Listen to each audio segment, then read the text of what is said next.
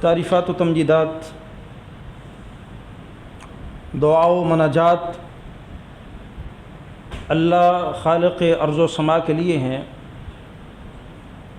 بے شمار لا تعداد درود و سلام امام الرسل ختم الرسل جناب محمد رسول اللہ صلی اللہ علیہ وسلم کی ذات عالی کے لیے۔ محترم سامعین کرام اور معزز سامعات،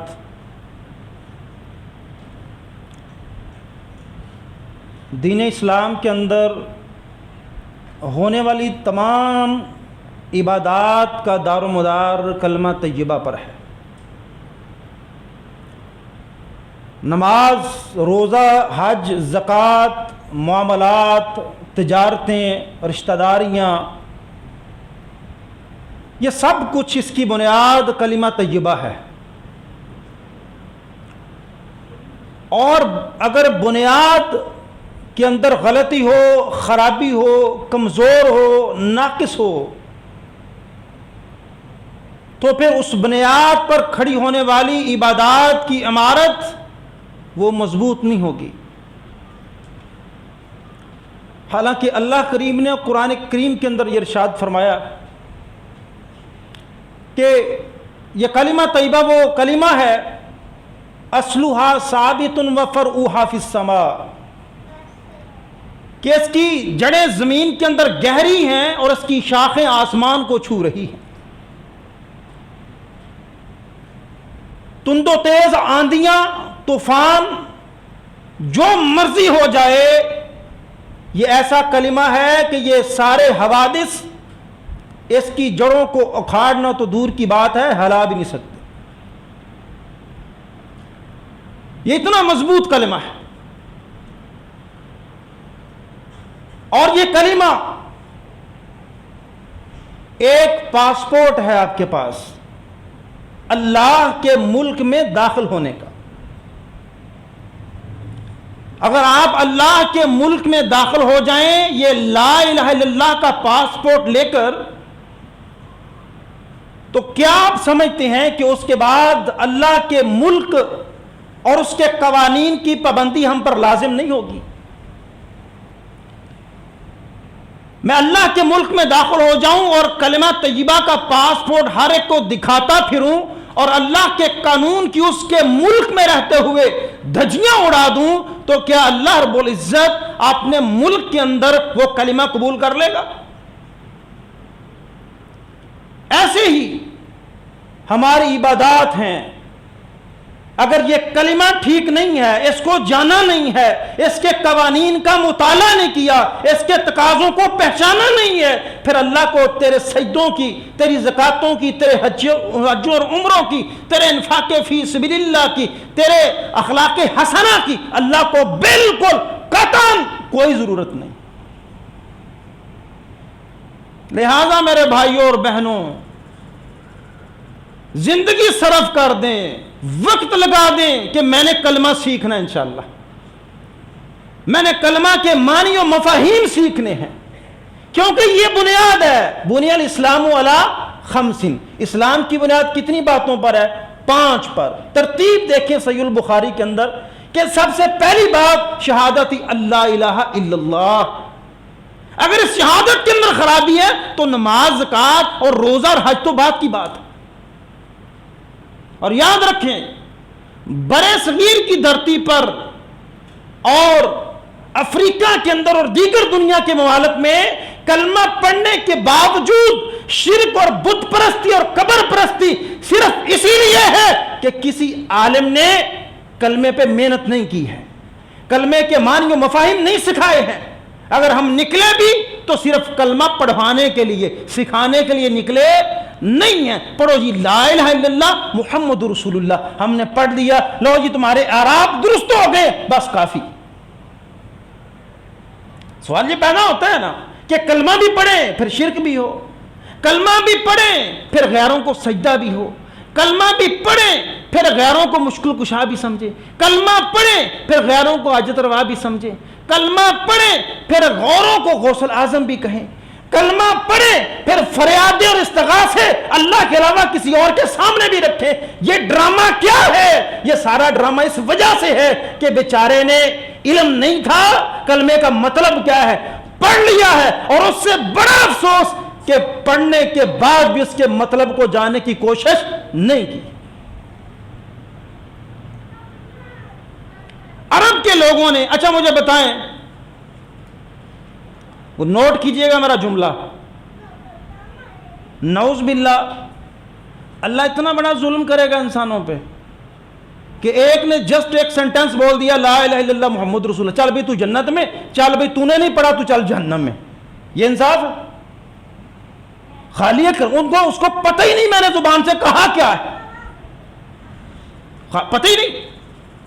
دو باتیں, مشرکین نہیں پڑھتے تھے, مشرکین نہیں پڑھتے تھے. کیوں نہیں پڑھتے تھے؟ وہ لا الہ الا اللہ کا معنی و مفہوم جانتے تھے کہ پھر لات منات عزا حبل یہ کس کھاتے میں جائیں گے, ہماری چودر کس کھاتے میں جائے گی, ہمارا معاشرے کے اندر متکبرانہ رویہ وہ تو دفن ہو جائے گا.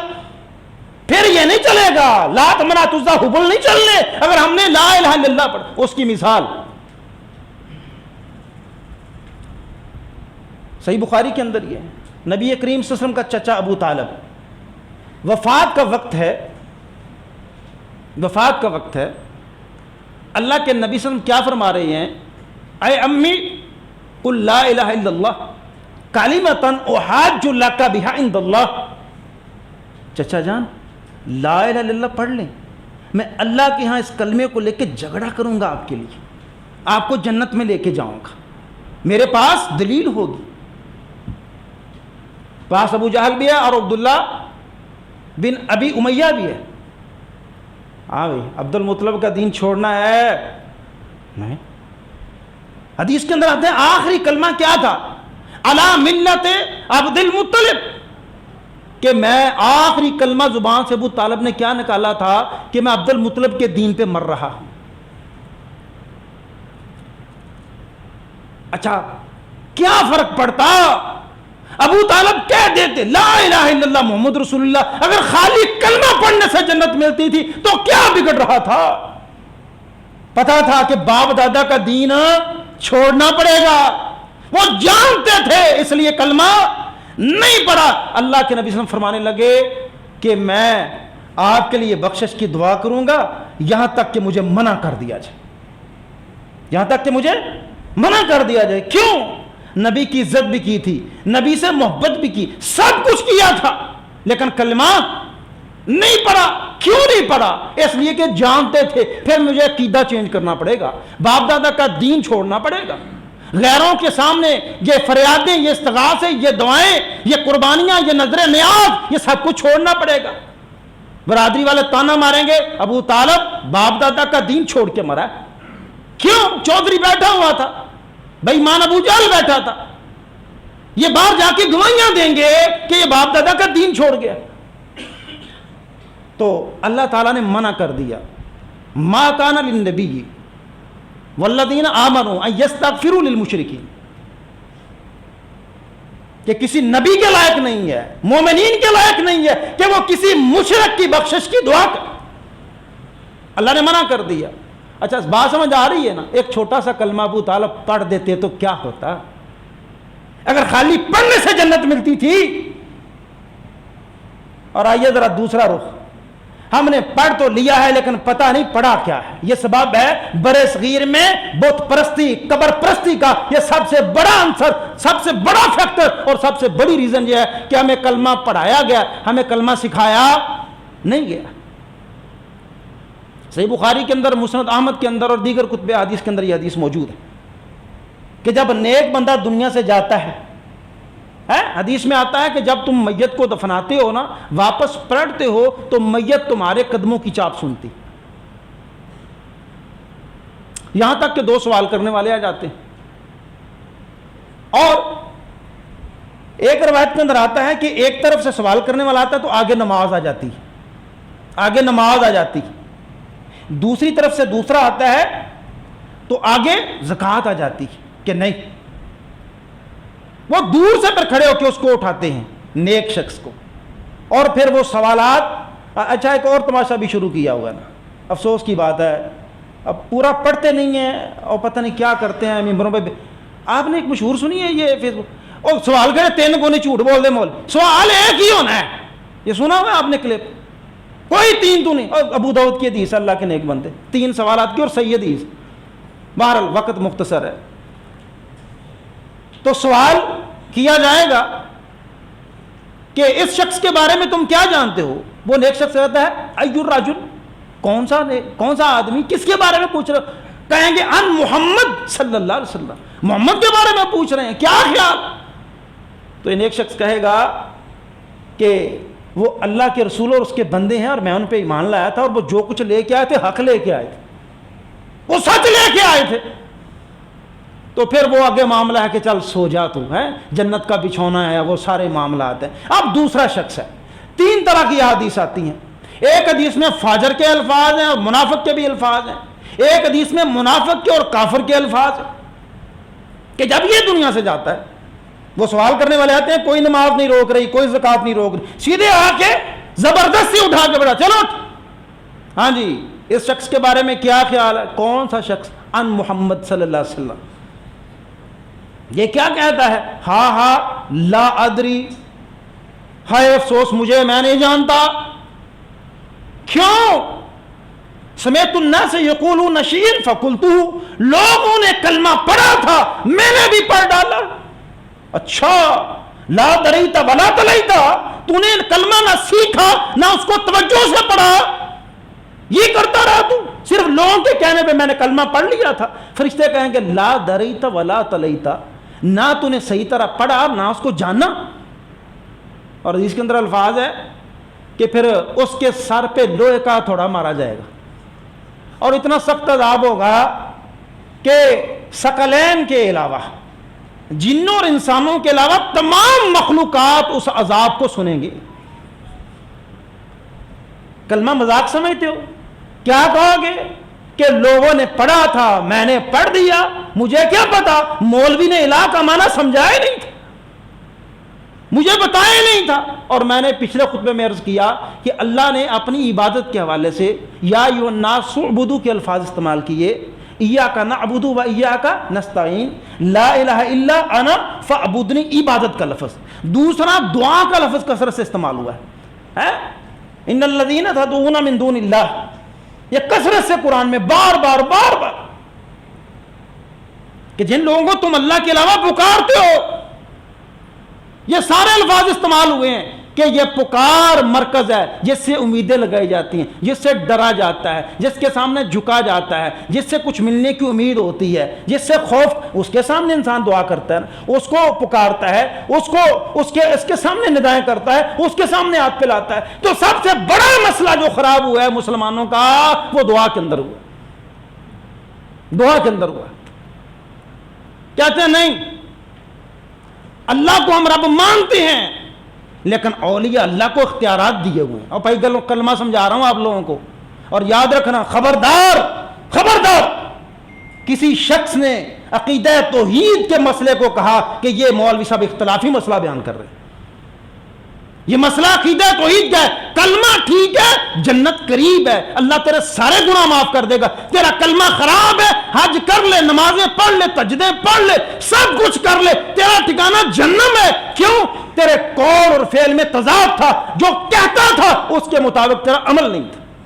کہتا تھا لا الہ الا اللہ, لیکن اللہ کے ساتھ اوروں کو پکار. اچھا یہاں بات طے کر لو, دعا عبادت ہے کہ نہیں ہے, یہ طے کر لو. کیوں بھائی جان, دعا عبادت ہے کہ نہیں؟ استغاثہ, پکارنا مشکل کے وقت, یہ عبادت ہے کہ نہیں ہے؟ ندا دینا مشکل کے وقت حاجت روائی کے لیے مشکل, یہ عبادت ہے کہ نہیں ہے؟ اب مجھے یہ بتائیں پھر, اگر آپ مانتے ہیں, اہل علم بھی مانتے ہیں کہ یہ ساری عبادات ہیں, تو پھر مجھے بتائیں یہ عبادت اللہ کے علاوہ کسی اور کے لیے ہو سکتی ہے؟ اگر یہ یا کہیں یہ عبادت نہیں ہے, اگر آپ کہیں یہ عبادت نہیں ہے, جو عبادت ہے وہ اللہ کے علاوہ کسی اور کے لیے ہو سکتی نہیں. میں نے وہ کلپ دیکھا, چونکہ مسجد ممبر و محراب اب خالی ہو رہے ہیں، سارا دین ہی سوشل میڈیا پہ. ہاں جی، نوجوان نسل کن کن سے متاثر اور کہاں کہاں سے دین لے رہی ہے. حبیب طاری صاحب، بڑا انٹروڈکشن ہوگا، مدنی چینل والے، وہ کچھ عرصہ قبل بغداد شریف تشریف لے گئے پیر عبد القادر جیلانی رحمۃ اللہ علیہ کے مزار پہ، اور وہاں وہ کہہ رہے ہیں، رو رہے ہیں، استغاثہ اور فریاد کر رہے ہیں کہ یہ گناہ گار آپ کے در پہ آئے، اس کی جھولی بھر دیجیے، امداد کن یا غوث الاعظم امداد کن. اگر یہ دعائیں، یہ ندائیں، یہ پکارنا عبادت ہے تو رب. اور ایک وہ میں کیا کہوں، اب ایک مفتی صاحب ہیں، وہ نئے پیدا ہوئے ہیں مفتی، وہ کیا سمر عباس اتاری، وہ اس کو انڈوز کر رہا ہے، کہتا ہے کہ نہیں، اوہ ہو ہو، لوگ کہیں گے اوہ ہو ہو، اللہ کے علاوہ غیر کو پکارا؟ نہیں، غیر کو نہیں پکارا، سارے اختیارات کا مالک اللہ ہے، لیکن وہ اللہ ان کو دیتا ہے، ہم ان سے مانگتے. وہاں وہ رو رو کے فریاد کر رہے ہیں کہ گناہ گار ہے، اس کو یہ کس کے سامنے رویا جاتا ہے؟ تضرع اور عاجزی کس کے سامنے اختیار کی جاتی ہے؟ دعا کے لیے ہاتھ کس کے سامنے؟ اگر دعا عبادت ہے تو رب کعبہ کی قسم ہے، میں کہتا ہوں سارے امام کہہ دیں، ساری کائنات مل جائے اور کہنا شروع کر دے کہ قبر والے سے مانگا جا سکتا ہے، اللہ کی قسم ہے یہ کلمے کی لا پہ ماریں گے ہم ان سب کو جو کہیں گے کہ رب کے علاوہ کسی اور سے مانگا جا سکتا ہے.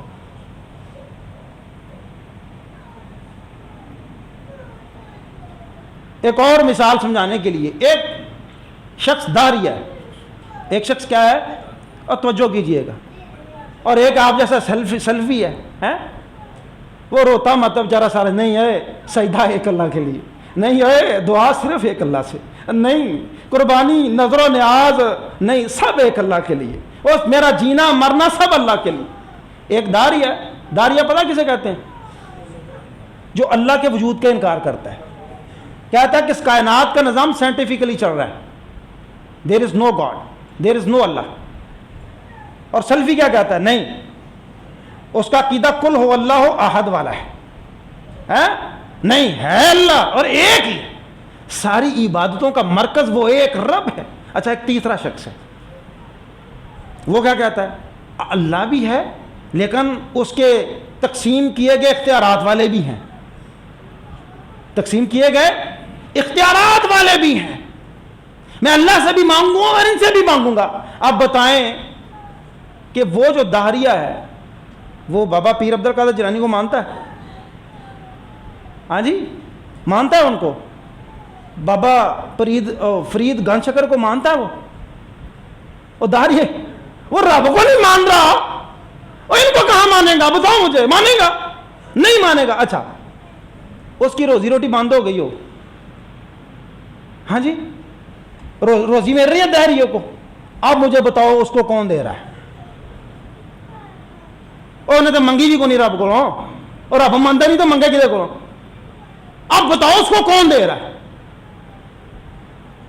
کہو کہ پیر عبد القادر جیلانی دے رہا ہے، کہو کہ داتا علی اجمیری دے، کون دے رہا ہے اس کو؟ وہ تو اللہ کو بھی نہیں مانتا، لیکن پھر بھی وہ رب کریم ہے، کائنات کا مالک ہے، وہ الرزاق ہے، رزق دینے والا ہے، کیڑے مکوڑوں کو بھی، انسانوں کو بھی، وہ سب کو رزق دے رہا ہے. کیوں اپنے عقیدے کا ستیہ ناش کرتا ہے؟ جب رب پہ ایمان لے آیا تو دوسروں کو ساتھ میں لانا ضروری ہے، کیوں عقیدہ خراب کرتا ہے؟ اور سنیے سورہ نمبر 39 ورس نمبر 45،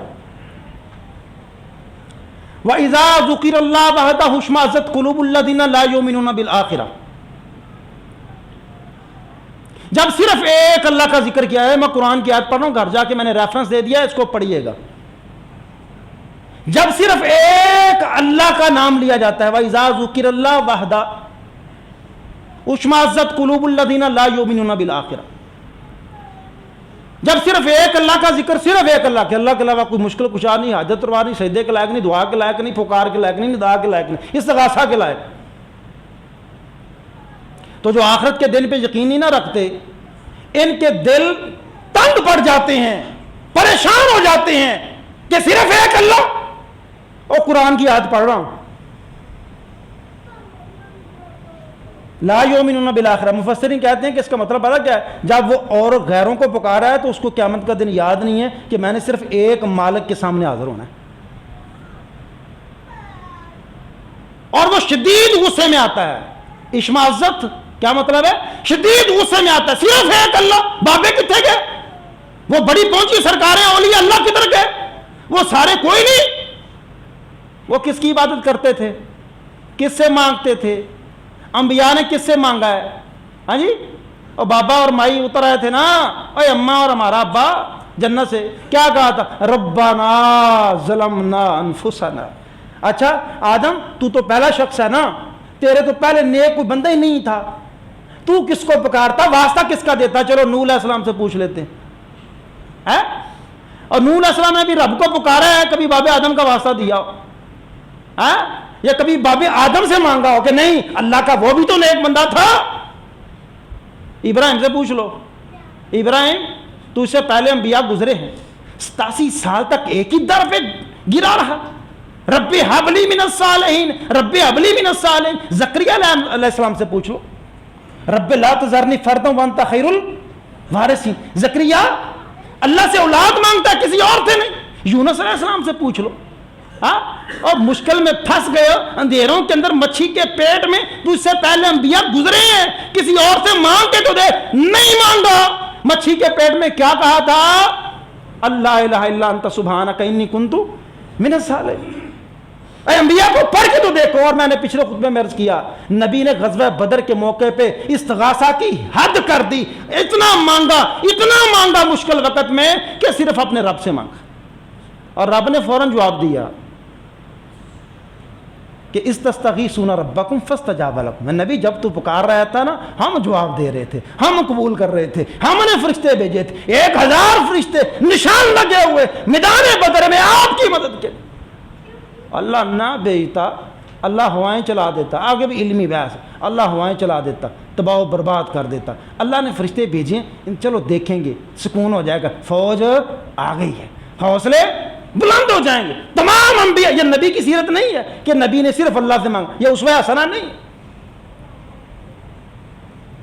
تو تمہارے دل کیوں ایک اللہ سے تنگ پڑتے ہیں؟ وَإِذَا ذُكِرَ الَّذِينَ مِن دُونِهِ إِذَا هُمْ يَسْتَبْشِرُونَ.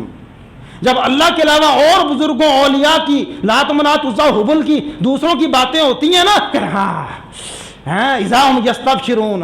اب سواد ہے مولوی صاحب، ورنہ پہلے گل ہضم نہیں ہو رہی تھی. اب دیکھیں نا اولیاء والا ایسے ہی ہے. اچھا علامہ علوسی نے روح المعانی کے اندر اپنی تفسیر میں نا، اس جو قرآن کیا تھا سورہ زمر کی ورس نمبر 45، اس کے زمر میں ایک واقعہ لکھا ہے. کہتے ہیں کہ میں نے ایک شخص کو دیکھا کہ وہ مردے سے استغاثہ کر رہا تھا. مردے سے استغاثہ کر رہا ہے، اس کو پکار رہا ہے اپنی حاجت کے لیے، اپنی مشکل کے لیے پکار رہا ہے. تو میں نے اس سے کہا کہ تو یا اللہ مدد کیوں نہیں کہہ رہا؟ کیونکہ اللہ قرآن میں کہتا ہے وَإِذَا سَأَلَكَ عِبَادِي عَنِّي فَإِنِّي قَرِيبٌ أُجِيبُ دَعْوَةَ الدَّاعِ إِذَا دَعَانِ فَلْيَسْتَجِيبُوا لِي وَلْيُؤْمِنُوا بِي لَعَلَّهُمْ يَرْشُدُونَ. تو کہتے ہیں میں یہ بات کہہ کے چلا گیا، مجھے بعد میں کسی نے بتایا، علامہ لوسی فرماتے کہتے ہیں مجھے بعد میں کسی نے بتایا آپ کے جانے کے بعد وہ شخص کہہ رہا تھا کہ یہ اولیاء کا منکر ہے. آپ کے بارے میں وہ کیا کہہ رہا تھا؟ یہ اولیاء کا منکر ہے. اور ساتھ یہ بھی کہہ رہا تھا کہ اس بندے کو یہ بھی نہیں پتا کہ ولی مرنے کے بعد زیادہ سنتا ہے، ولی زیادہ جلدی سنتا ہے. علامہ لوسی فرماتے ہیں، انہوں نے اپنا تجربہ بتایا.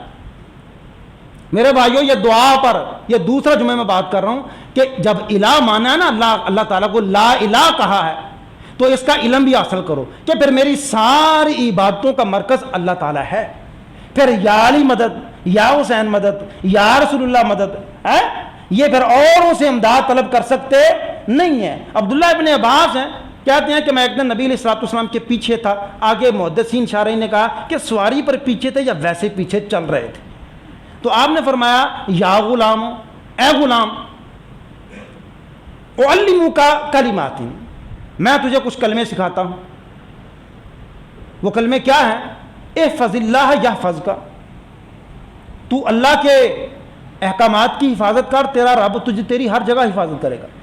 احفظ اللہ تجدہ تجاہک، تو اللہ کی حفاظت کر، اللہ کے حکموں کی حفاظت کر، تو اسے اپنے سامنے پائے گا مدد کے لیے۔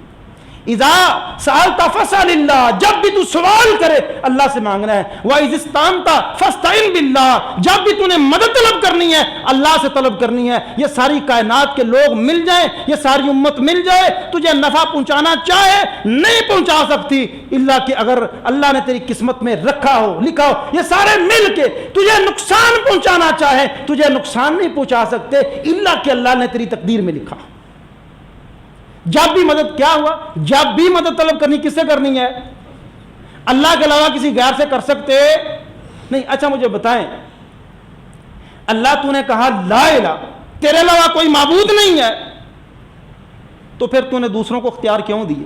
آخری بات عرض کروں گا، توجہ سے سنیے گا، اور صحیح مسلم کی حدیث نمبر 2815۔ آج کل لوگوں کو نا ڈیجٹس اور فگرز کی بڑی فکر ہوتی ہے، گھر جا کے پھر پڑھ بھی لیا کرو۔